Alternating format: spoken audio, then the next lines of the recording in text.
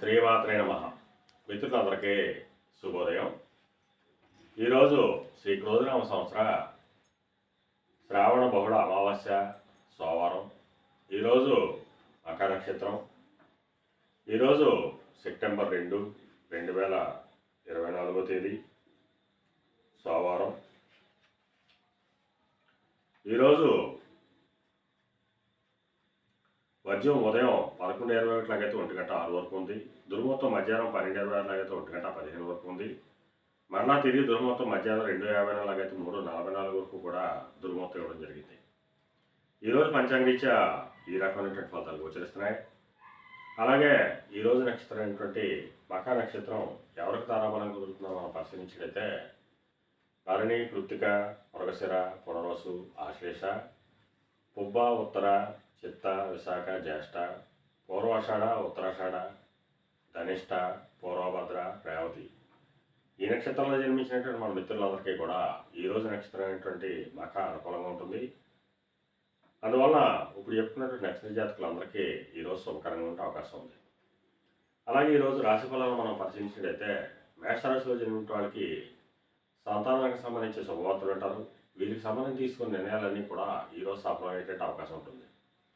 వృషభ రాశిలో జన్మించిన వాళ్ళకి ఆకస్మిక ప్రయాణాలు చేయవలసినటువంటి అవసరం ఉంటుంది. అటువంటి ప్రయాణాల్లో ప్రమాదాలు ఉంటాయి కాబట్టి తగిన జాగ్రత్తలు తీసుకోవాల్సిందిగా తెలియజేయడం జరుగుతుంది.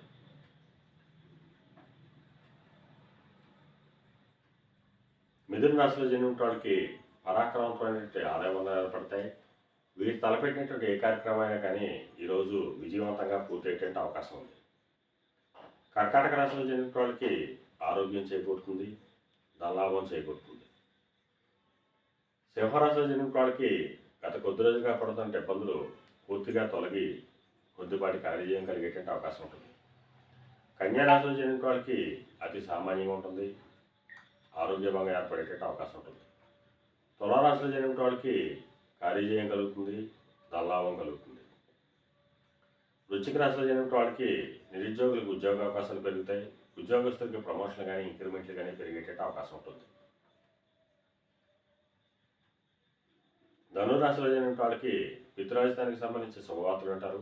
పితృవర్గీయులతో ఉన్నటువంటి విరోధాలు, విభేదాలు అన్నీ కూడా సమసిపోయేట అవకాశం ఉంటుంది. మకర రాశిలో జన్మించిన వాళ్ళకి అతి సామాన్యంగా ఉంటుంది, ఆరోగ్యభంగా ఏర్పడుతుంది, ధనవ్యయం కలుగుతుంది. కుంభరాశిలో జన్మించిన వాళ్ళకి కలతరపూర్వక ధనలాభం కలుగుతుంది, కార్యజయం కలుగుతుంది. మేన రాశిలో జన్మించిన వాళ్ళకి అంతర్గత బహిర్గత శత్రువుల వలన అనేక ఇబ్బందులు ఎదుర్కొనే అవకాశం ఉంది. అందువల్ల శత్రువుల పట్ల అప్రమత్తంగా ఉండవలసిందిగా తెలియజేయడం జరుగుతుంది. ఈరోజు ద్వాదశ రాశి యొక్క ఫలితాలు ఈ రకంగా తెలియజేయడం జరిగింది. అలాగే ఈరోజు అమావాస్య సోమవారం. అందువలన ఆ పరమేశ్వరుణ్ణి నవవిధమైనటువంటి పరిమళ ద్రవ్యాలతో అభిషేకించినట్టయితే